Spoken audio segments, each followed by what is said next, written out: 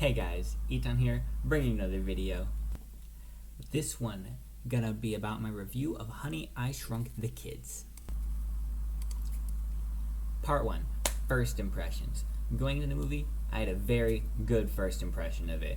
I watched a lot of VHSs as a kid, the where you put the tape in the machine would go brrr, and then you watch the video and like to rewind it, like takes the tape back, you know.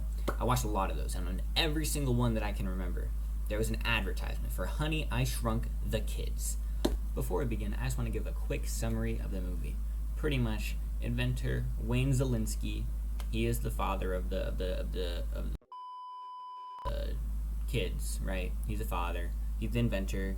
He has a wife who is like a real estate person. But pretty much, the neighboring kids, the Thompson kids, they hit a ball because they're playing baseball, or one of them is playing baseball. He hits it. He breaks it into the window, hits the machine. Then they go over and they're like, hey, we need our ball back. We're sorry, we broke your window. We'll take it out of my allowance, blah, blah, blah, blah, blah. So they go up there, and then because it hit the machine, well, bam, poo, they got murked. They got shrunk by the shrink ray. So that's pretty much what happened. They got shrunk. Wayne comes home. He sees the machine, and it didn't work at all. And he's like, because he went to a convention that day, and he was just mad because it didn't go well. And he was like, this machine sucks. I wasted 5 years of my life. So he destroys it. He like breaks glass on the ground, and then he has to sweep it up. So he sweeps up the kids with the glass and everything, and he throws them outside with the trash. And that's really where the most of the movie takes place, because then the kids have to somehow make it through the entire yard to get back to the front of the house. So pretty much their goal is to get back to the house, and they're out in the end of the yard. And their backyard's scary because it's ginormous. So that's pretty much the summary for that. So yeah, let's move on to the next part. The characters overall had very weak character development. They each only had like one minor development, if at all. And you can have static characters, obviously, and I understand that. But the ones who did develop, they didn't develop enough. For example, Amy, the Zelinsky kid, the popular one, she went from popular girl who ignored unpopular people to popular girl who did not ignore popular people. What a growth. That's crazy. For example, another one, Ronald, the younger Thompson kid, they did show some character development. It was really limited, more so as a side character, because he wasn't really the focus, but he showed the most development in my opinion. Russell the second, the older Thompson kid, he was really just a static character. From the beginning, he was like, I want to do myself. I am myself. I want to quit football because I don't like you, Dad. I don't like you. But he pretty much never changed the whole time. He was like, I just want to do me. And that's fine. That's a cool static character. Way to go. May, also a static character, didn't really change other than perhaps being slightly more vocal towards the end, but she was always pretty vocal and pretty much just my favorite character in the show, but she was static, but that's fine. And they were not the main focus of the development.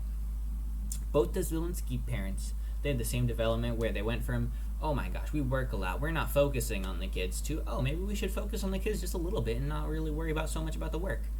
So that's really as far as their development goes, which I also thought was really weak. The Thompson's father finally realizes, like, oh my goodness, wait a minute, my kids want to be themselves and don't want me to choose who they are? That's crazy, but that's fine also. And that's his development. That's as far as that goes as well. So I just thought that was kind of weak. I do just want to talk about Ronald for a little bit, because this was a very interesting part. His development was really quick, and it's really quite interesting because it was set up to be amazing. He was shown as a bratty, inconsiderate kid for probably like 30-40 minutes, really, until the aunt shows up. And even then, he's still the bratty, inconsiderate kid. When he meets the aunt, he's still being a jerk. He like tries to beat it up the first time, tries to be like, you're my aunt, blah, blah, blah, blah, blah, you know? He's just a jerk. That's how he is. And the animation, real quick, look at the poor animation. It's not bad because of the time, but it's just funny. I think it's funny to look at.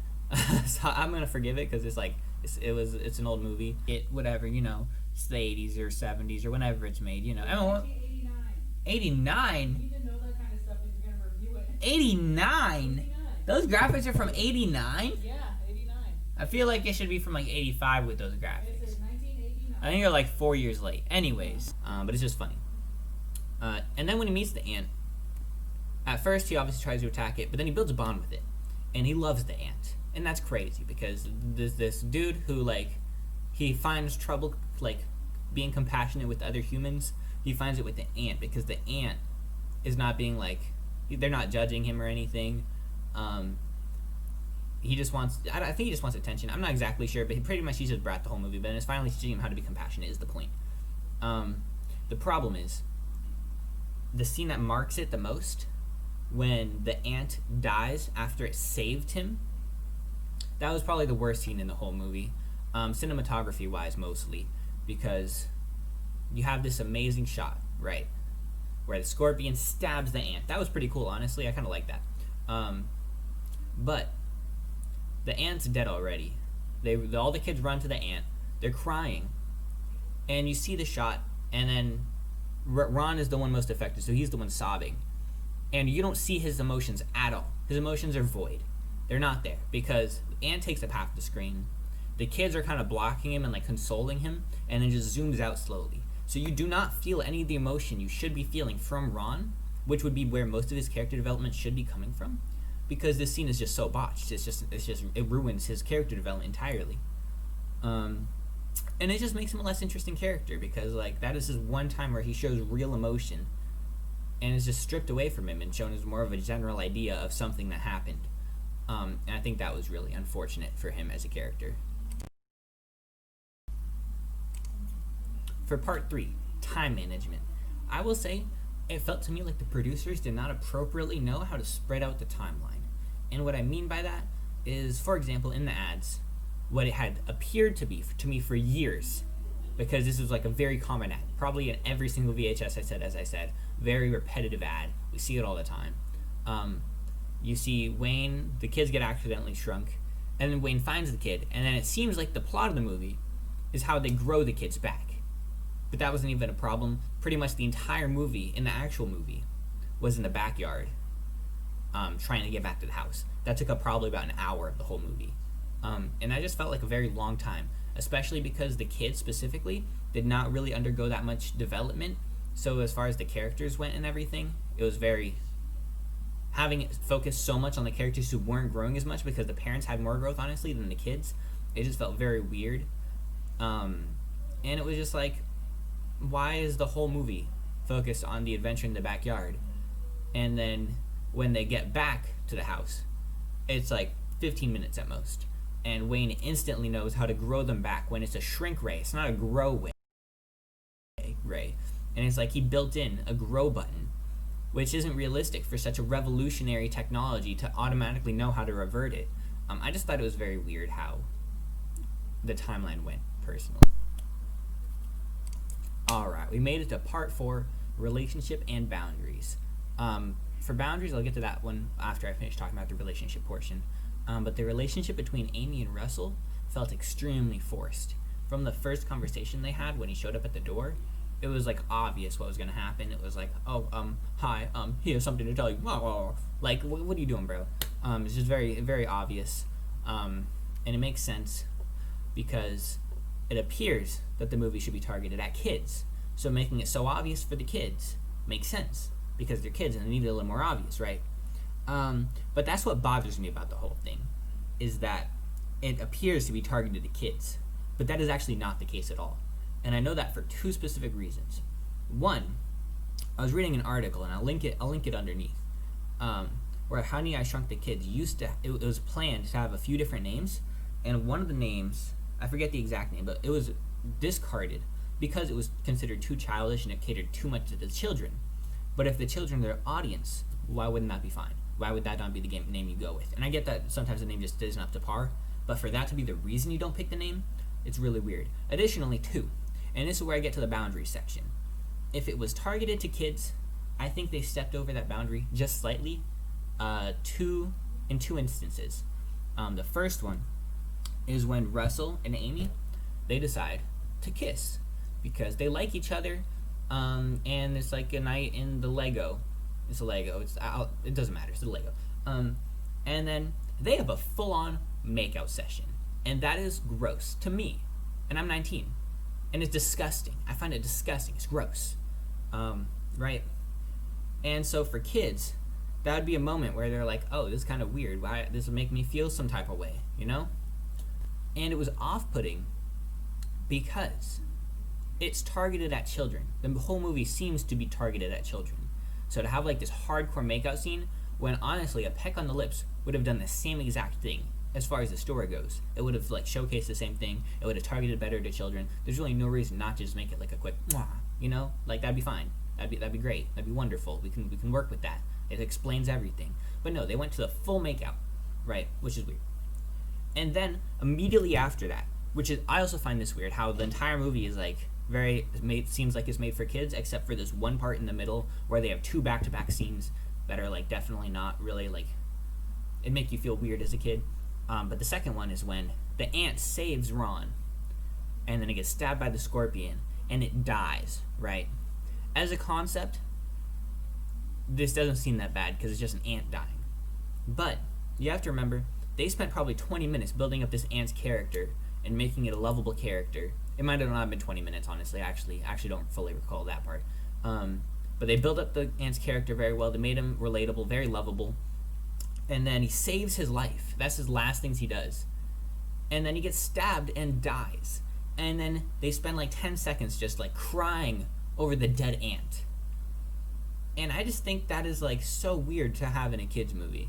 Like if the ant dies, that's fine. But don't build up his character for a long time. Have him die and have a whole like crying, almost a memorial type of deal with that ant. It's just, it feels insensitive to like a 4-year-old or a 6-year-old who's watching the movie to me. Which is fine because their audience isn't actually children. It's more so parents who have children who want to go see a movie that their children will also enjoy and the parents would enjoy. And I think that's really where the difference comes from, as far as why they implemented those scenes. I personally think it would have been better if they just left out the makeout section and replaced it with a small kiss. And the ant scene, I guess, is fine either way. It just wasn't exactly targeted at kids. Part 5. Relevancy. The movie is old and was really a product of its time. However, we shouldn't let that define how we see it in a modern context, aside from the technological differences, because we should not have that change how we view the movie, because you can only use the technology you have. My opinion may partly be shaped because I'm a younger person who has seen more of these tropes that came out after the movie, so I don't know exactly how that lines up, but pretty much the movie uses tropes I've seen countless times. The nobody teen next door crushing on the popular girl who doesn't notice him, very obvious trope. We have the nerdy kid who doesn't really change much. He's just a nerdy kid. He's just a side nerdy kid. And that's a pretty obvious trope. The father who thinks he knows what's best for his kids when his kids don't. The parents who work too hard and don't pay enough attention to their kids. These are very obvious tropes, especially the parent ones that we've seen multiple times, at least for my generation. We've seen it over and over and over. So as soon as that started happening, I kind of was like, oh, I already know what's going to happen. This will be pretty bland. And it was pretty bland because I've already seen it so many times. So that just makes the whole movie feel more like a bundle of tropes rather than a long drawn out story, you know, because it's like it's kind of obvious what the messages are going to be for these characters. I will say, even though the story and tropes of the movie may not live up to today, the comedy was still pretty good, honestly. Like, even for today's standards, it was pretty solid. It was a solid comedic movie. For example, May gives her husband sass because he was like, I don't know why it feels like everyone's blaming me, or something to that effect. And she's like, I can't imagine why. Implying she could imagine why, and she knows why, because he's not a great father, and she can make fun of him about that. I thought that was really funny. That was a pretty good comeback. I enjoyed it. May overall is my favorite character because she has multiple scenes like that. But yeah, so she's just, that kind of comedy is really prevalent, especially like comebacks and stuff. I know Amy had one where she told, I think it was Ron, if you were my brother, I'd put myself up for adoption. And that was a banger. That was a great little snippet to put in, and that helps keep the movie stay somewhat relevant because it is still semi-funny. But not all of the comedy like hits the same.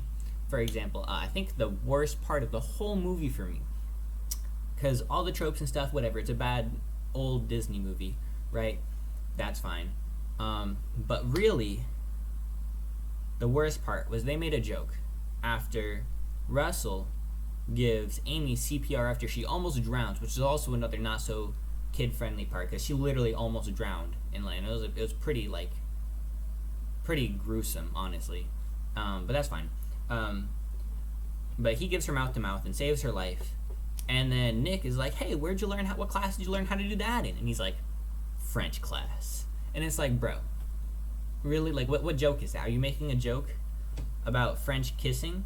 But that's like an A to C joke. Like, there's missing an element in the middle, because French kissing is not the same as CPR at all. But you can't just, like, it just doesn't work. The joke doesn't work. And then Nick is like, I don't get it. And maybe that's the joke, that Nick doesn't get it, when it was like, I guess it should have been an obvious joke. But I just thought it was probably the worst joke. It actually made me mad for the next 10 minutes because I didn't understand it and it didn't make any sense.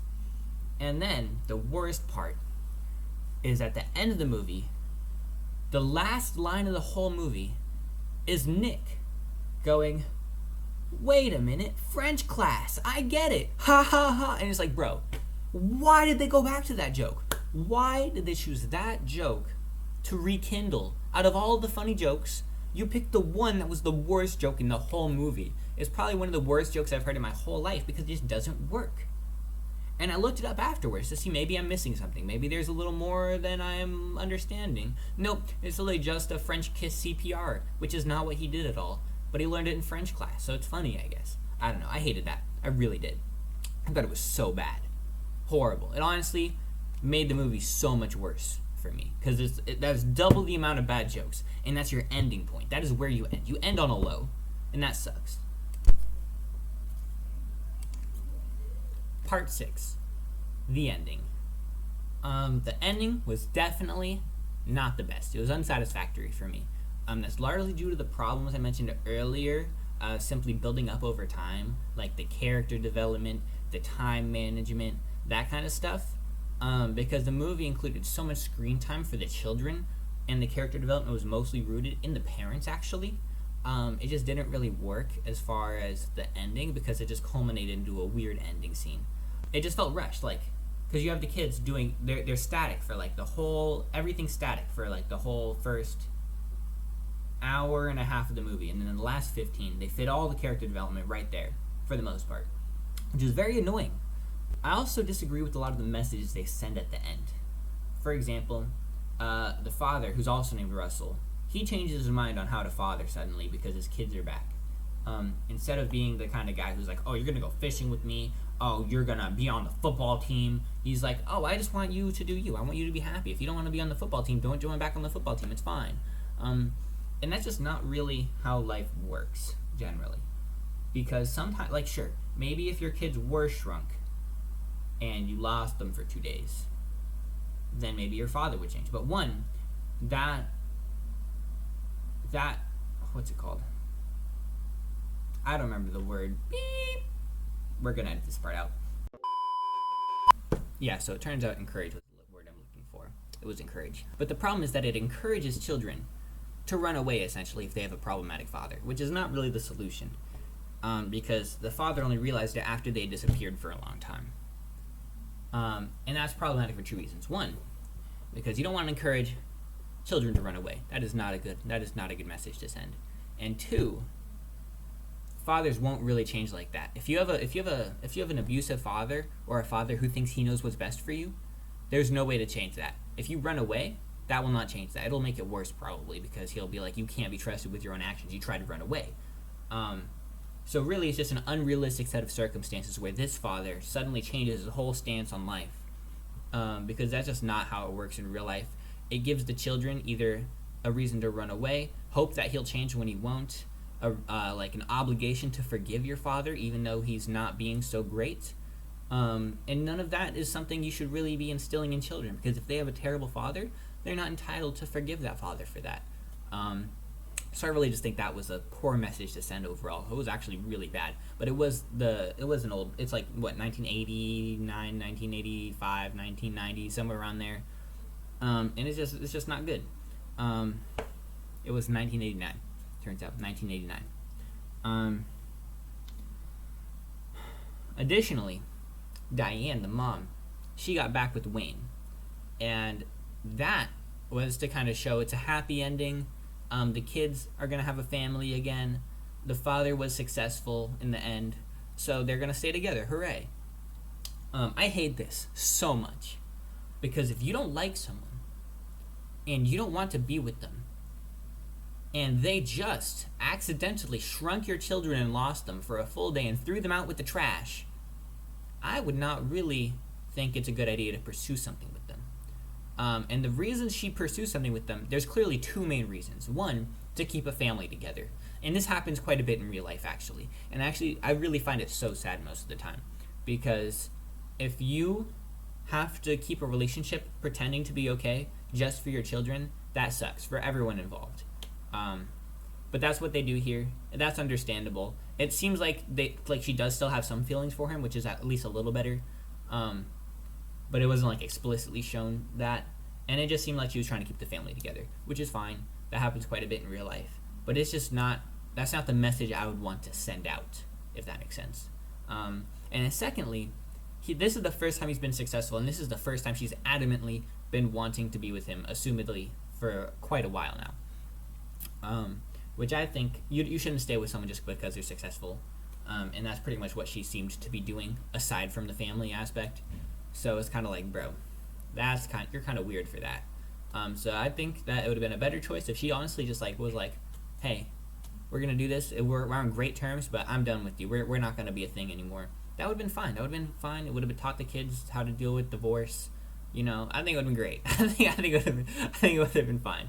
I think that would have been a much better way to end it. You know. Okay, so the overall takeaway really is that this movie does not need a reboot at all. It does not. Okay? I even looked it up afterwards. Turns out it already has 2 sequels and a TV show. That's 3 things. That's 1, 2, 3. 1 sequel, 2 sequel.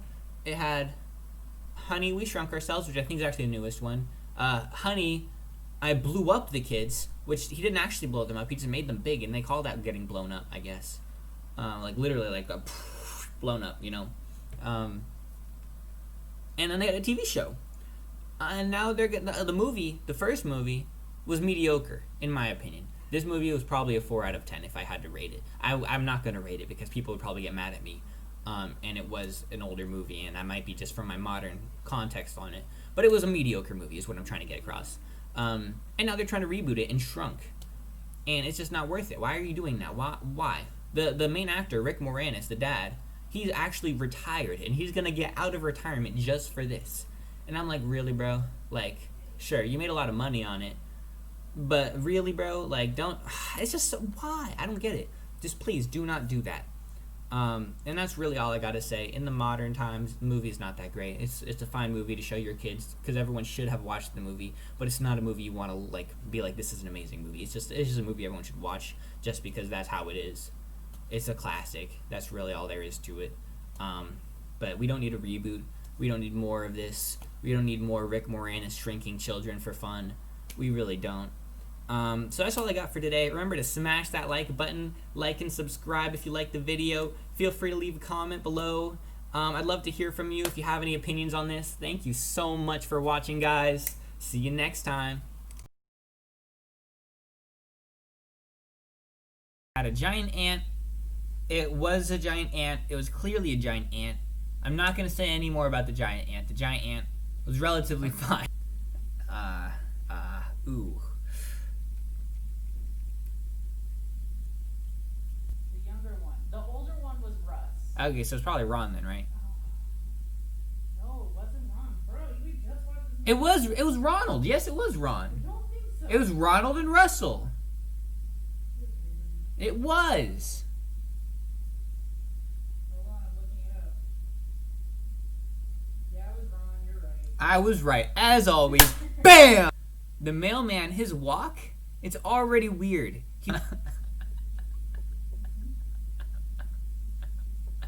And the ant, he gets murked. Like, ba-bam, like, gone. The ant's gone. He dies. Okay? He's dead. The Ron is just crying. Ant, bam, scorpion shot. This is the ant, this is scorpion. Bam, bam, bam. When you're dancing in your kitchen with a mop, being lonely, hoping a different dude messages you. And it's like, why didn't I notice you before? And it was literally a line. And he was like, "You're too popular, so I didn't want to come over." And he's like, "I don't know about you. I don't go to my neighbor's house and just like start talking to him." Hey, Ethan, she said, "Why haven't you come over before?" And if you're gonna say this was literally a line, you gotta say the line right. I don't have to do anything. Scorpion murder time! Well, bam, bam, bam! Because unlike the movie, I try to appeal to children still.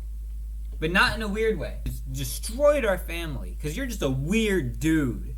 I don't know. It doesn't tell us. That's just how life is. Like, oh my goodness, the shade! As most 2020 philosophers have said, it is what it is. Really bad review. What?